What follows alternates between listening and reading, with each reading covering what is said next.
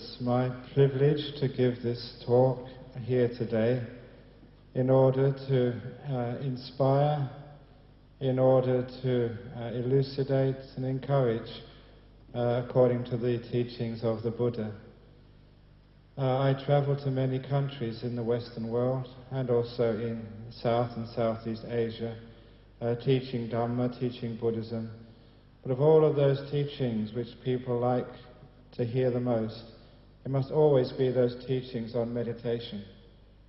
Here in Sri Lanka, that most of you have heard the theory so often. You've learnt it in the Sunday schools when you were a small child. And you've heard and read it in bhanas throughout this land. But what one really needs to do is, having heard those teachings, make sure you put them into practice.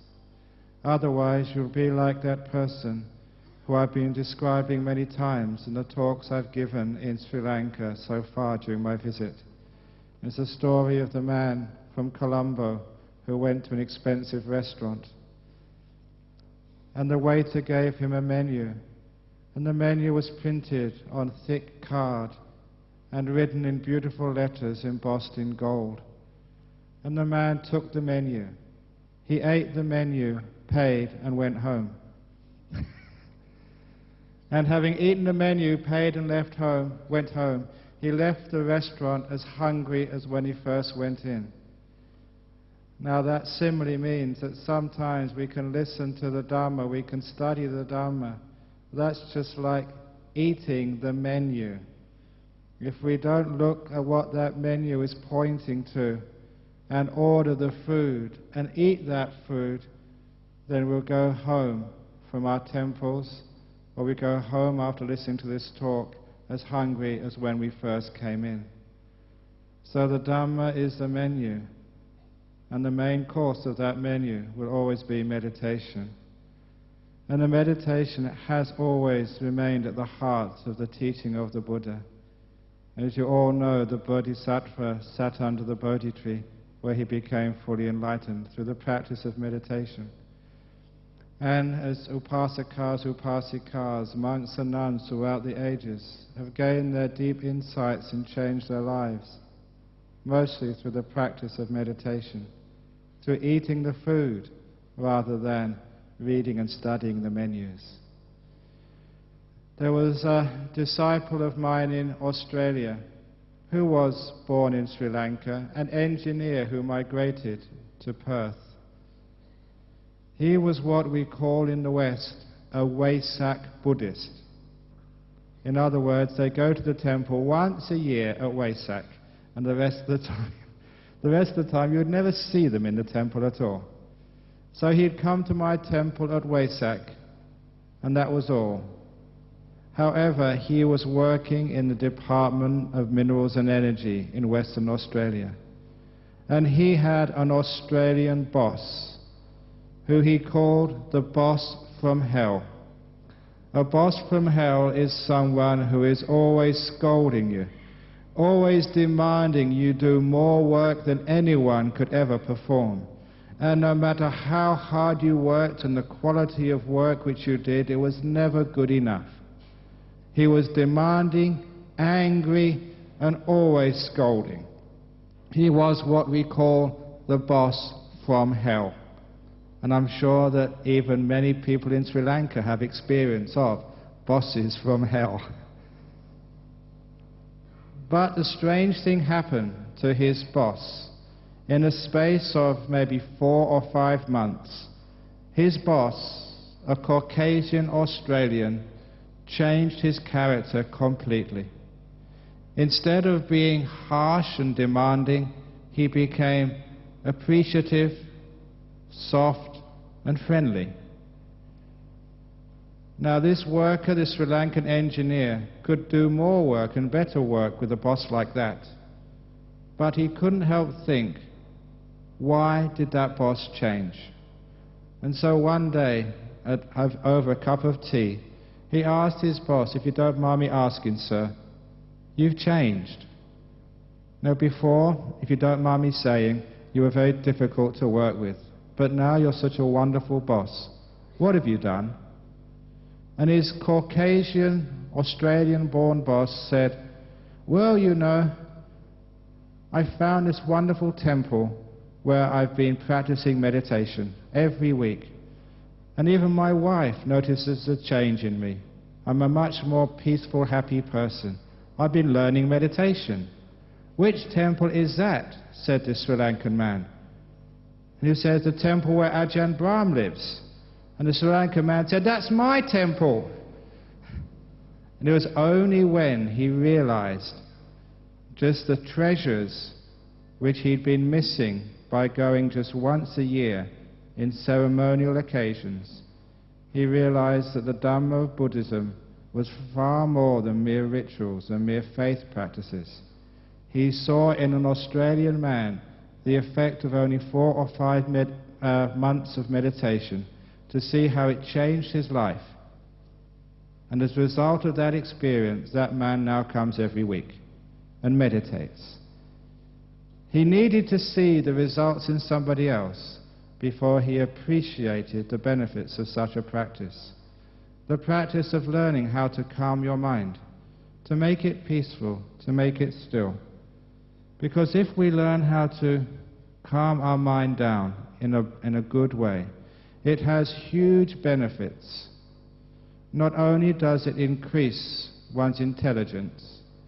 A Harvard professor who has spent the last 7 years studying the effects of meditation published a paper last year which showed that meditators in the United States who had meditated for 6 or 7 years had increased the size of their brain significantly. Their cortex had grown. In other words, they had more brain and therefore more computing power. In modern jargon, I say they had more gigabytes between their ears, more computing power. They upgraded their hardware. And by so doing, you can see the benefits, even intellectually, of meditation. And there's been so many other studies which have done, which showed that the power of meditation increases one's immune system, makes you healthier, live longer, allows diseases to subside, but more importantly, gives you a great emotional health, a peace of mind, an ability to cope with the problems of life, to have a happier relationship with your family, and also, but more importantly, to have more peace of mind for oneself. And in today's talk, I wanted to go into the nitty-gritty of meditation. Having given you the advertising spiel, having marketed it and said that meditation is important, now how do you meditate? The way of meditation is not that difficult if one can only understand that meditation is supposed to be aiming for a still and peaceful mind. Don't think of meditation as concentration, because concentration gives the idea of force. It's much better to look at meditation as being still and peaceful and calm, because otherwise people will meditate and they will struggle and strive so hard to get jhana or sowan that they will end up more stressed than when they started. Because that happened when I went to Malaysia to start teaching meditation. People there complained about samadhi headache. And I said, samadhi headache, what's that? I've never seen that in the teachings of the Buddha. And what they meant, they were trying so hard to concentrate on their breath that it was more stress than if they were in their office doing their job. And I noticed that on some meditation retreats, we take the photograph of all the people on retreat at the end of the retreat, when they look so happy. But they look happy not because they've got into peaceful meditation. They're happy and smiling because now they can go home. They don't need to meditate anymore. I like to take pictures in the middle of my retreat when there's still many days to go. And if people are smiling then that's a good photo. Now, if you are trying too hard, you are missing the point of meditation. The path of meditation is a path of going inwards, not onwards. This is not the path of excitement. If you think about it, excite is the opposite of the word insight. At least it sounds that way. Etymologically, that's complete nonsense, but nevertheless, it's not exciting, it's inciting. It's not going onwards, but going inwards. It's not going on to the next moment, the next achievement, the next state of mind. Meditation is being more fully aware of the state you're in right now. It's going into the middle of this state, being more fully here, instead of trying always to be somewhere else. A person who always tries to be somewhere else is like the old story of the dog with mange. A dog with mange has a very itchy skin, and in this story, which actually comes from the Buddha, that dog with mange had such an itchy coat, it decided to go into the hot sun, thinking the hot sun would relieve its irritation. But it never did. So the dog went into the shade of a big tree, and still it itched. So it went into the water, it went under a rock, it went into the village, but no matter where that dog went, it still had the itch. And sometimes it happens with meditators as well, with Buddhists. They've got the itch in their life, in other words, they're not happy where they are, and they go into meditation and they still got the itch. Because they're not meditating properly. They're trying to get somewhere and achieve something, to be where one is. As my teacher said, Ajan, we meditate not to try and get something. We meditate in order to let go, to abandon things, not to gain things. We don't meditate to gain attainments. This is not adding to the achievements of your ego. This is unraveling that sense of self by letting go of all achievements, of all things we will attach to. In order to understand this, I've given the simile of the 1,000-petaled lotus. You may all know that a lotus is a very old and familiar symbol of Buddhism, even to the point that those of you who know IT, information technology, would be interested to know that the firm Lotus in the United States, software company, was founded by a Buddhist who decided to give that company a Buddhist logo, the lotus. But in this simile of the 1,000-petaled lotus, and seen lotuses, that at night time the lotus closes up all its petals and is like a hard bud. In the early morning light, when the first rays of the sun warm the outermost layer of petals of the lotus, it begins to open up. It opens up to reveal the next layer of petals. And as that opens up, it allows the sun to reach that layer of petals and warm it. And so that layer of petals opens to reveal the inner layer of petals, which receives the warmth of the sun, so that too can open up. The petals open up layer by layer only when they receive the warmth of the sun. And you, looking at that lotus, you go deeper and deeper and deeper into the heart of that lotus. We want to find what's inside, the center. What in Tibetan Buddhism, there is a very famous mantra, Om Mani Padme Hum. I don't mind using other traditions to explain a point which the Buddha would approve of. That means the worship to the jewel in the heart of the lotus. And what is that jewel? You'll find out in a few minutes. What's in the center of things? Is there a soul? Is there a God? What is actually in the middle of these things? We have to go into the center to find out. And this is basically what meditation is. Opening up this body of mind to see what's inside. Now, with that simile of a lotus, you will all recognize that the outermost petals of a lotus, the ones which you see at night time, they have to receive the harsh wind and the dust. They are the dirty petals, which aren't all that beautiful.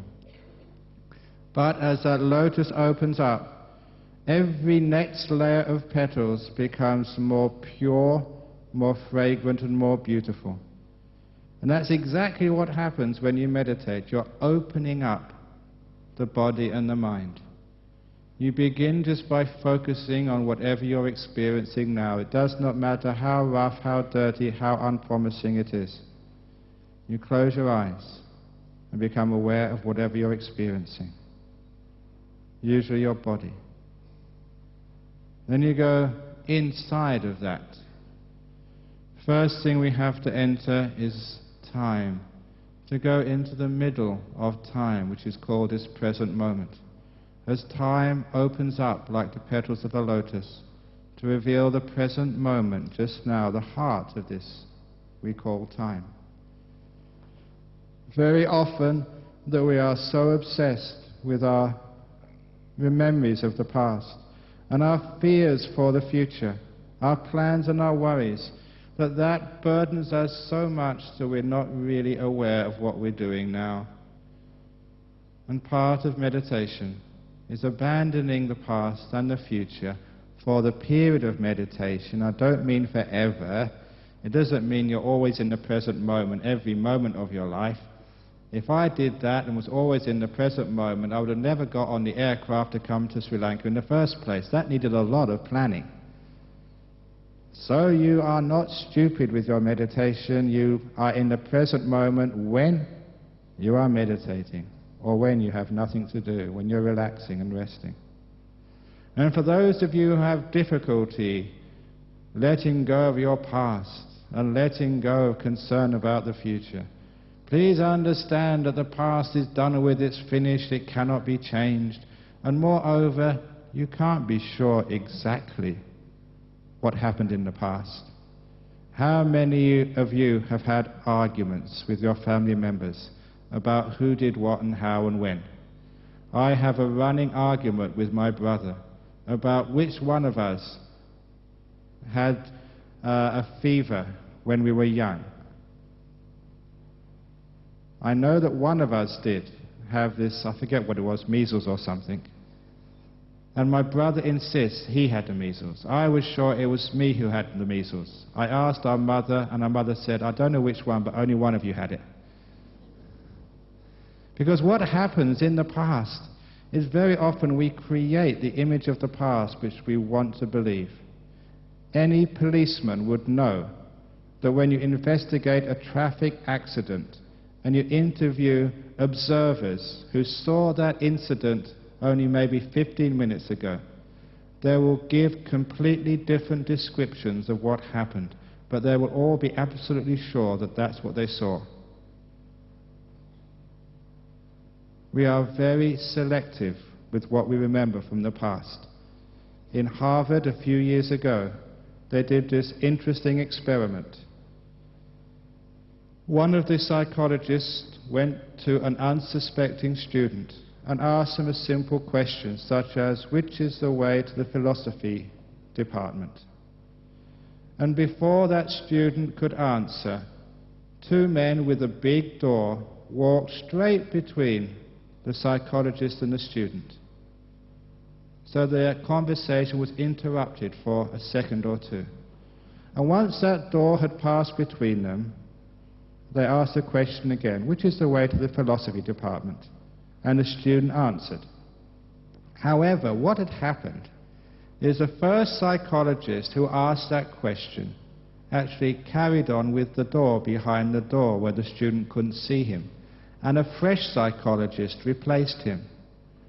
So the person, the psychologist who first asked the question, was not the one who repeated the question. And they varied the switch of these psychologists to see if the student being asked would recognize a change had taken place.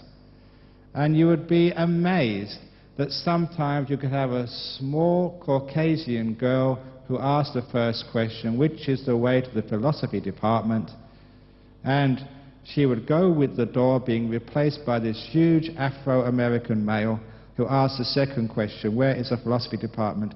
And the person listening wouldn't notice. The point being is we only take note of what is important to us. In that incident, only the question was important, not the person who asked the question. And so the person who asked the question was not registered in the memory, only the question, which is why they could switch the questioners without anybody knowing. Now, this is just an example of what we mean by memory. We only collect and keep the important information, or rather what's important to us, and the rest we make up. Understanding that the past is so uncertain, what we think happened probably never did happen. So it's a waste of time worrying about the past.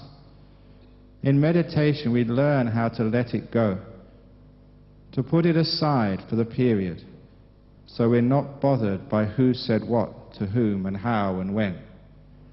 If somebody does call you an idiot, what do most people do when you hear them call you an idiot? You start thinking, why did they call me an idiot? They have no right to call me an idiot. They should not call me an idiot. And you notice they have just called you an idiot 3 more times. Every time you remember that, you're allowing them to call you an idiot another time. When you understand that, it makes common sense to let go of the past, especially the unpleasant past, to drop it. So if they do call you an idiot, they only call it once, and then you forget about it. In meditation, we train ourselves to let go of the past. We also train ourselves to abandon the future, because you don't know what's going to happen next. You may think you do, but every time you make a prediction, it's nearly always wrong. I tell my students, never trust a poor fortune teller. If you go and have your horoscope read or your fortune told, check out that person first of all, whether he or she can tell their own fortune. And if they're poor, they can't tell their own fortune, how can they tell yours? So please, never trust a poor fortune teller. So in our meditation, the first thing we do is to let go of the past and the future. We deserve to be in the present moment. You have to give yourself permission and convince yourself it's important to rest in the present moment. If you don't give yourself the gift of peace in the present moment, you'll find that that peace never comes.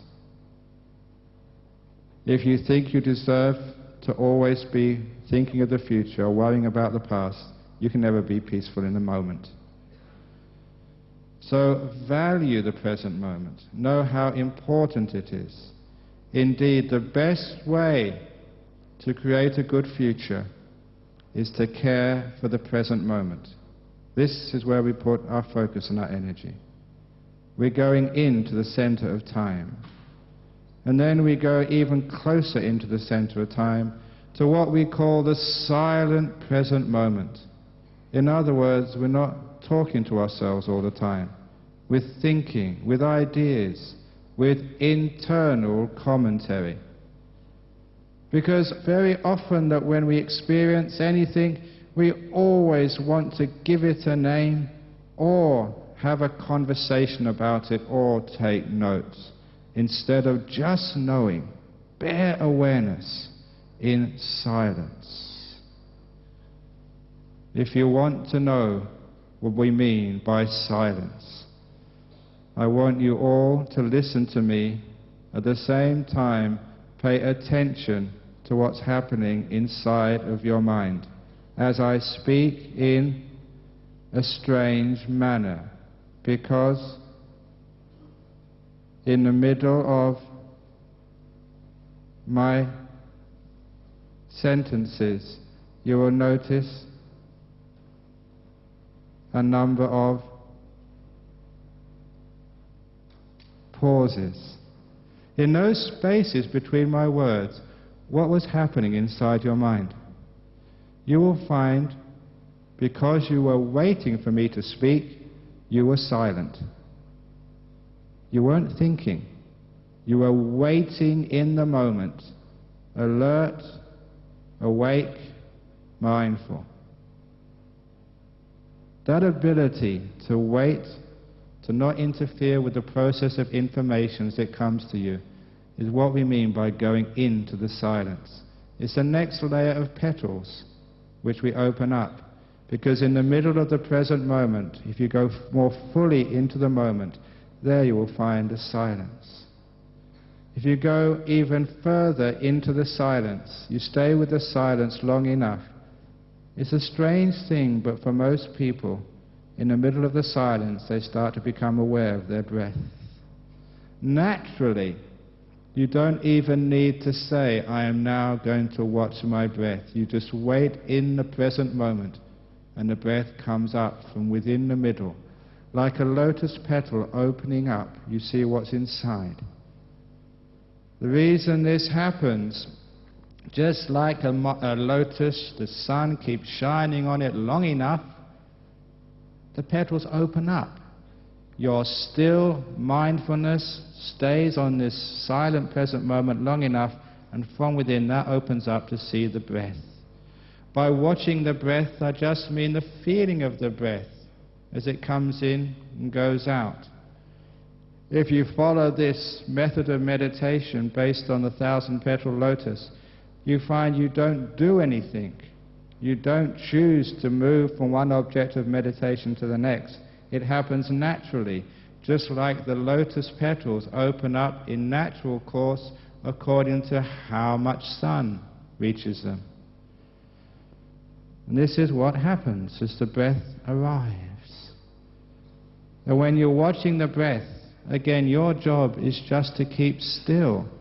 Because if that sun moves or a cloud comes up and blocks out that sun, when those petals don't receive the warmth, they close up again. So you go backwards in your meditation, not deeper. But if you are still, just watching, not doing anything, you'll find the mind gets even more calm and still. As long as you understand that the goal of meditation is peace and stillness, you should also understand that any actions, any striving, any doing, any controlling just makes things much worse. That you actually disturb the meditation. You can imagine like a pool of water, and it's got waves on the surface, and you want to try and get that pool of water to be absolutely still without even a ripple on the surface. You cannot do that by putting your hands in that water and patting down the waves. That just makes more waves. You just got to get your hands out of the water and wait for the momentum to be dissipated through natural friction, and then the water becomes still all by itself. Meditation is a natural process, and the sooner you get out of the way and let it happen, the better. As you're meditating and you just watch this present moment, if you are still, don't do anything, you'll find that the mind gets more and more interested in the breath. Here I'm making a divergence. There is a natural law for the mind, that if you want to have a healthy, fit body, you have to exercise it. But if you want a powerful mind, you have to learn how to keep it still. Absolutely still. The more still you make it, the more powerful it becomes. And the reason is this. The mind has two parts to it. The first part we call the active part, that which thinks and manages and records and controls, that which reacts to the stimulus which comes into your mind. Very often that's thinking, managing, controlling, doing something. The second part of the mind is the passive half, which just knows, which can feel, which can see, which can taste, which can touch, which just knows what's happening. That's the passive half.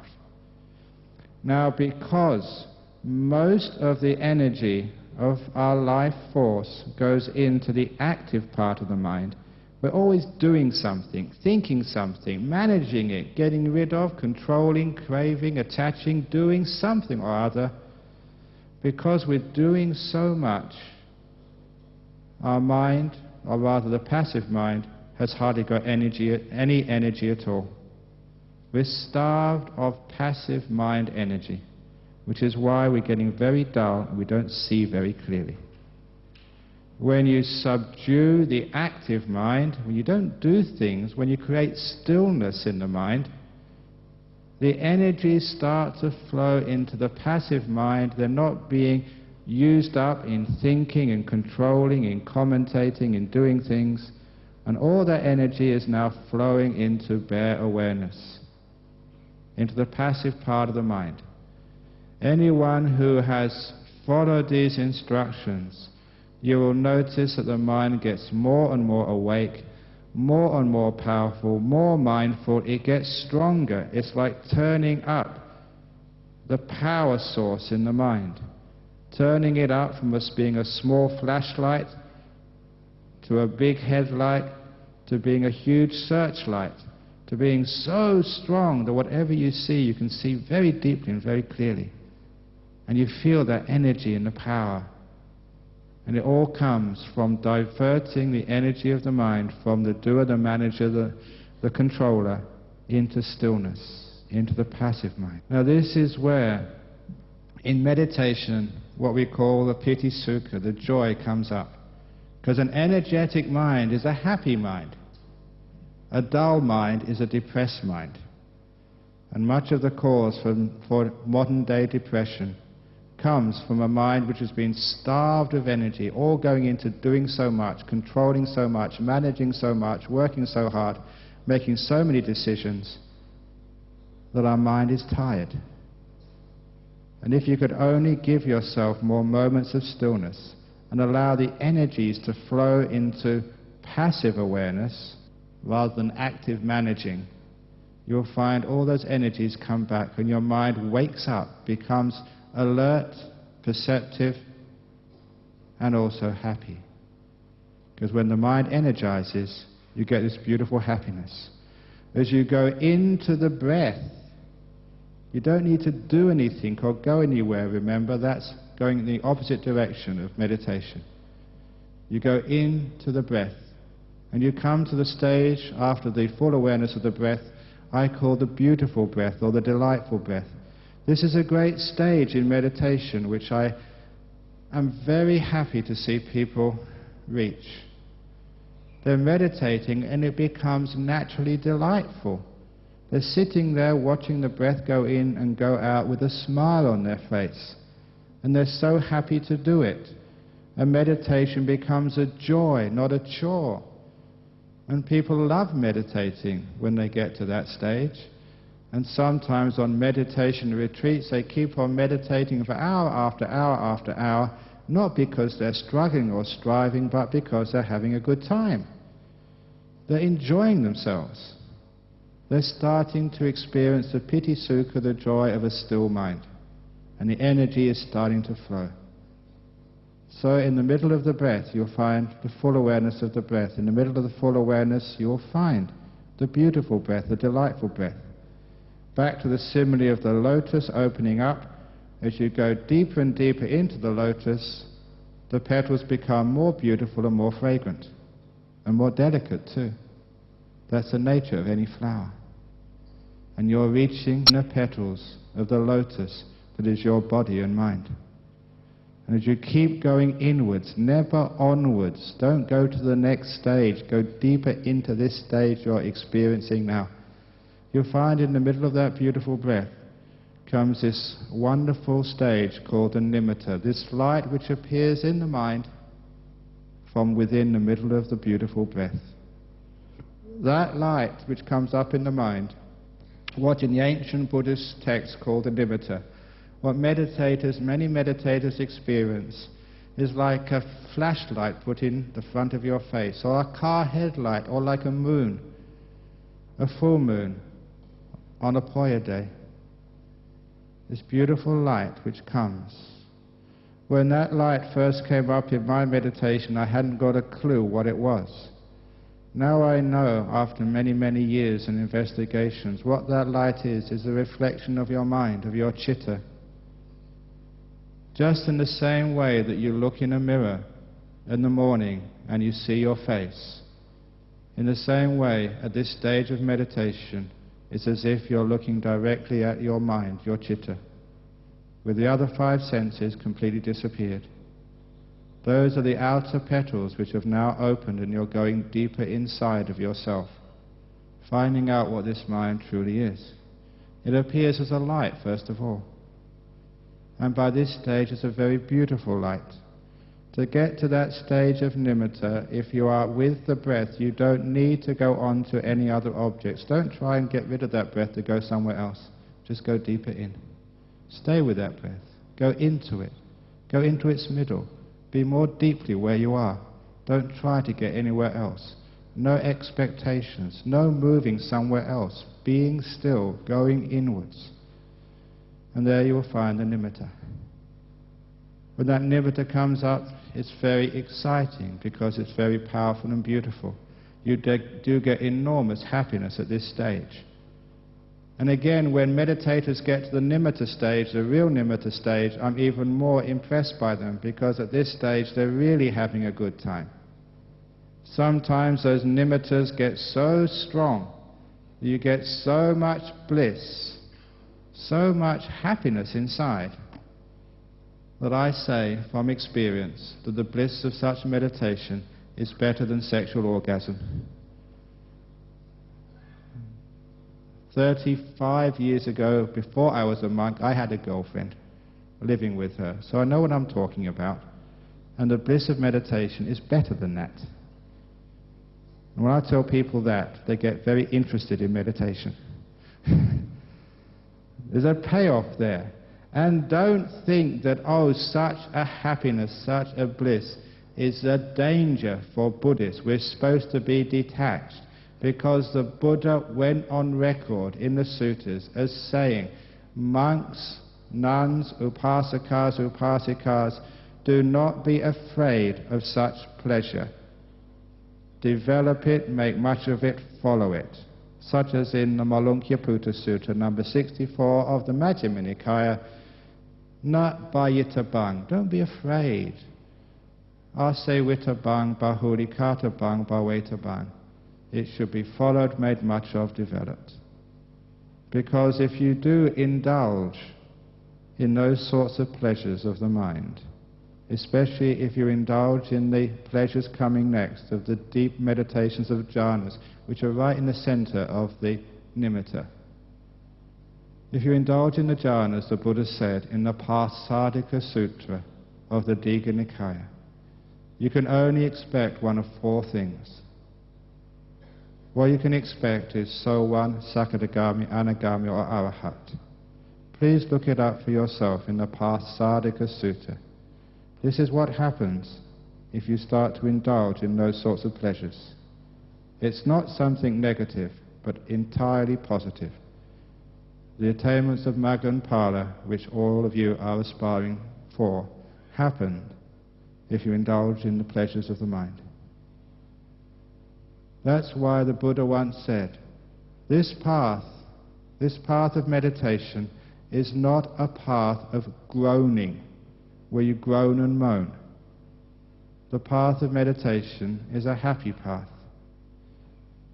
In the Dhammacettiya Sutra, again in the Majjhima Nikaya, King Pasenadi came to worship the Buddha in the Jetavana monastery, the Jeta Grove monastery. He grabbed the Lord Buddha's feet, and then later he said that throughout his life the king enjoyed so much coming to the Jetavana monastery because the monks in that monastery were so happy and were always smiling. He noticed the happiness of the disciples of the Buddha.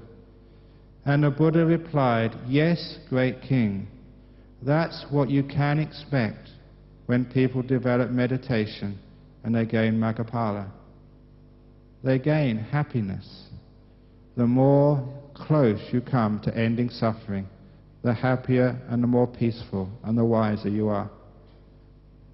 So in those nimitta stages, is enormous happiness and peace there. But strong happiness and intense mindfulness. These are not states of dullness. When you emerge afterwards, you're not asleep, but you're empowered. Whatever work you have to do, you can do it with more energy, with more precision, with more success. You are literally strengthening your mind. In the same way, through going to the gym, you strengthen your body. And so I love teaching this type of meditation to executives, people in positions of power who need to meditate. And as you develop these nimitta stages, the only thing you need to do is to do nothing. Remember the simile of the 1,000-petal lotus. Just keep your attention there on that beautiful inner petal of the nimitta. So beautiful, so amazing.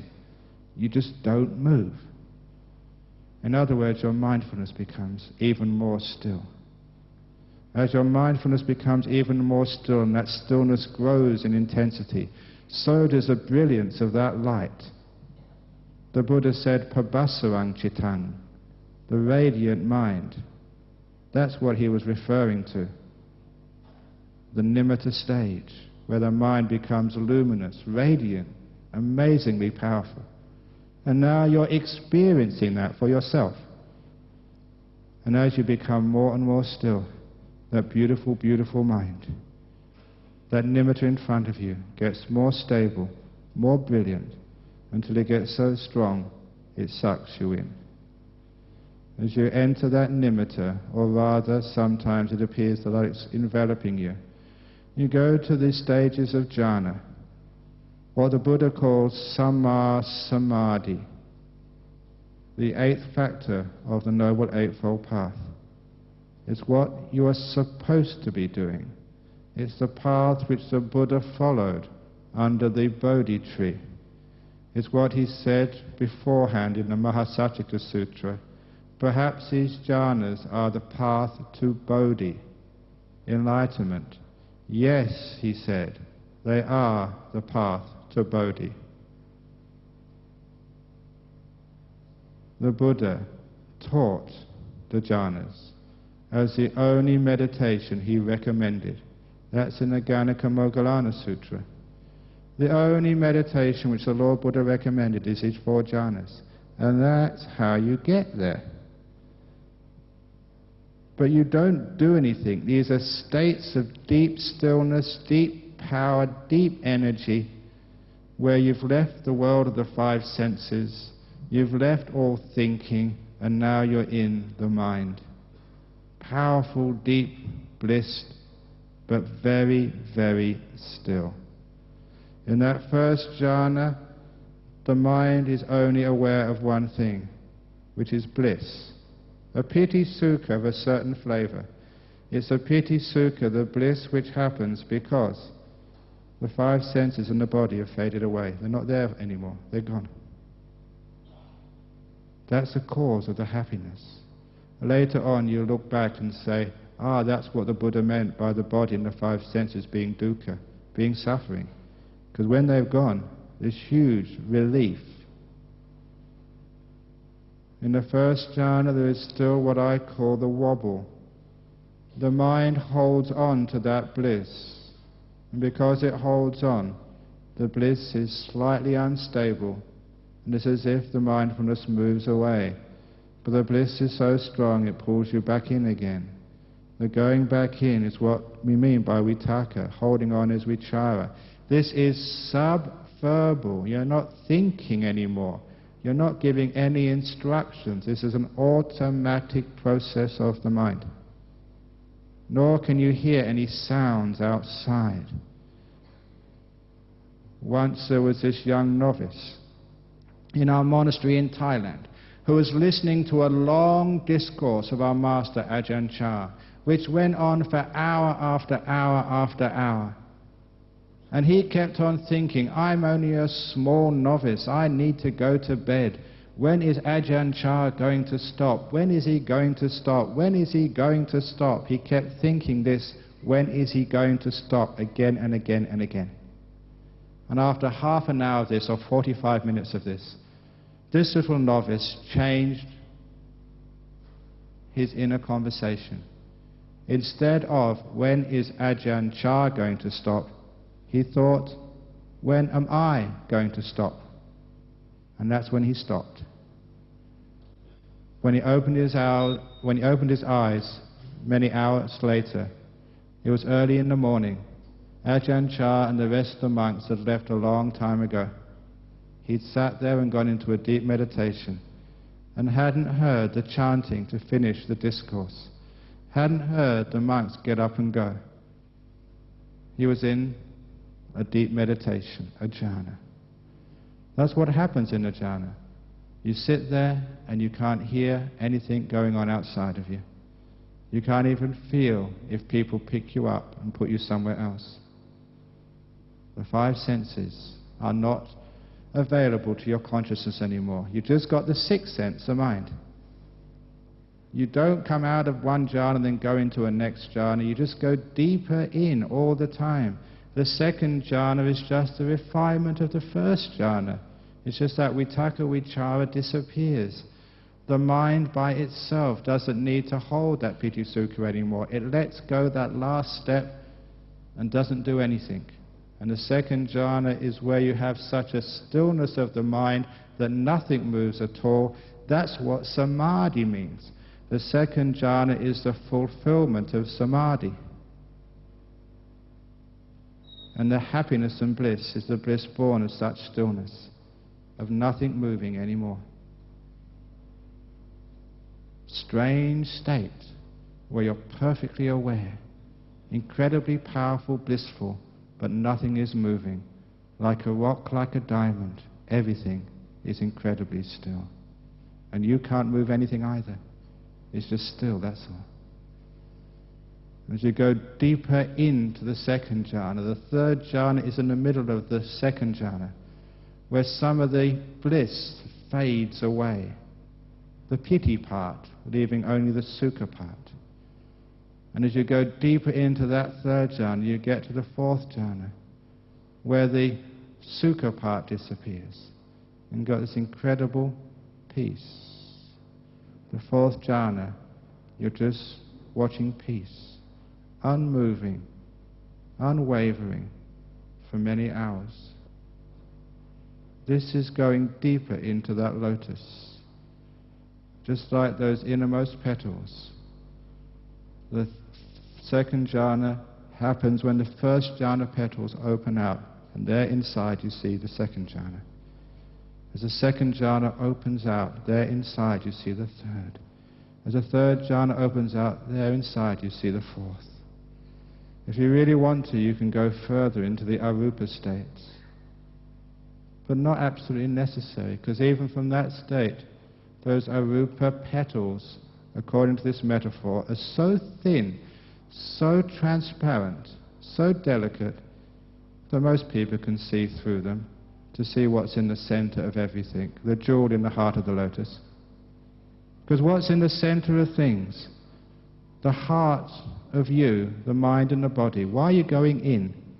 You see the beautiful emptiness. In the middle of that lotus, there's nothing there. No self, no me, no mine, no God, nothing. The beautiful emptiness in the center of the mind. When you come out from that emptiness, cessation, then you understand what so one is. You've used meditation to go deep inside. Never think that this path of meditation is just samatha.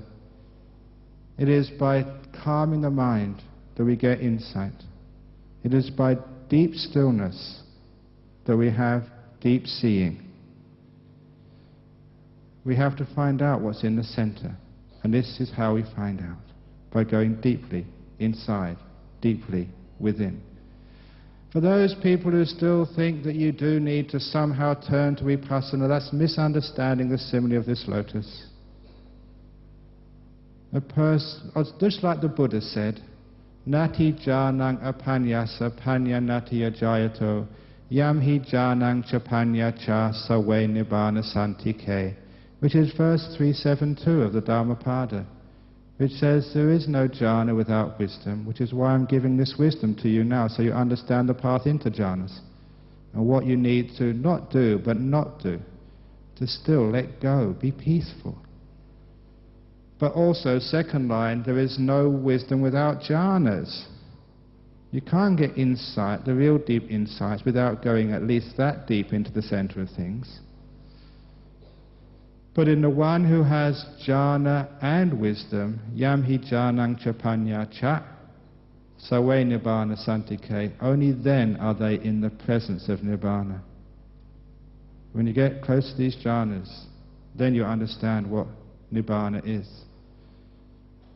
And I mean to do this, to teach this and encourage this, because too many people in especially the Western world, so that they can study Buddhism and they don't understand what it means. They meditate but they don't go far enough. If you can only get into one of these jhana states, you'll have some idea of what the Buddha meant by Nibbana. You'll have some experience of why the Buddha said that Nibbana or Nibbanang Paramang Sukhang, Nibbana is the ultimate happiness, and you're getting closer and closer to Nibbana. You'll understand why the Buddha called that pleasure of even first jhana Sambodhi Sukha, enlightenment happiness. It's not enlightenment, but it's that close. You're getting a taste of freedom, vimutti rasa, free from this mind which is always pushing you around. To understand what I mean as a last simile, it's like the person who was born in a prison. And the prison had 5 walls. And the prison had this guard, this sadist torturer, who never let you rest at all. And one day you found a tunnel in that prison, a tunnel which had been built 2,500 years ago by someone called our Buddha. And that tunnel is called the Eightfold Tunnel. And it leads out to freedom. And that tunnel is what I've been talking to you about today in the Panchalananda Sutta of the Anguttara Nikaya. This is what the Ananda described, the okaza, the tunnel which leads out of suffering. First jhana, second jhana, third jhana, fourth jhana. That prison with the 5 walls is like your body with its 5 senses. That prison guard, the sadist, is called Chedana, your will, masquerading as craving. That is the torturer causing suffering. And by going through this tunnel, you experience the Nibbana outside. That is what meditation is, leaving the prison.